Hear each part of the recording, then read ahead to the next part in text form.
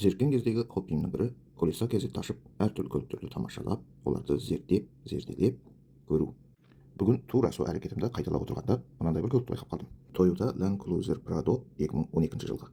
Объемы 2,7, бірақ барлық жүрісі небәрі 42.996 километр ғана. 10 жылдан асқан көліктің мынандай ғана аз жүргені мені таңқалдырады. Сондықтан сатушының комментарийінде оқып көргім келді.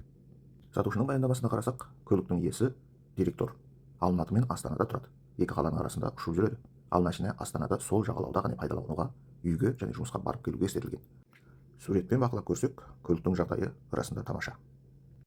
Бірақ мына жерден біраз әңгімені байқап қалған сияқтымын. Міне көріп тұрсыздар ма? Мына шырақтың жанғаны коробкадан әңгіме бар деген сөз. Бұдан басқасының бәрі дұрыс сияқты. Жүріс көлемі де көрсетіліп тұр, 42.996. Орындықтары, ролдары фотодан қарасаңыз, бәрі де жаңа тұр. Ешқандай қатты тозған белгі көрінбейді. Машинаның нөмірі сары тақтайда жазылған, сондықтан шетелдік азамат или компанияларға тіркелген болу керек. Тек қана фотолармен бақсақ, міне мынау артқы камерасы да бар екен.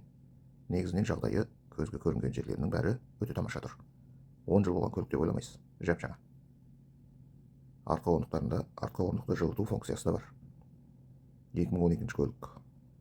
Артқы багажник 7 орындық нұсқасы екен. Артқы багажник терезесі де былай ашылады, төбесінде терезесі жоқ. Толық ашылғанда багажниктің жағдайы осындай. Мінекей, мынандай бір көлікті көріп отырмын, шынын айтсам, өзімде қызығып тұрмын. Бағасы орташа бағадан жоғары 1 миллиондай сұраныста. Ал достар, сіздердің пікірлеріңіз қандай? Бұл көлікті сатып алуға бола ма? Лайықты ма бағасы? Қандай көзқарастасыздар? Комментарийға жазып талқылап көрейік.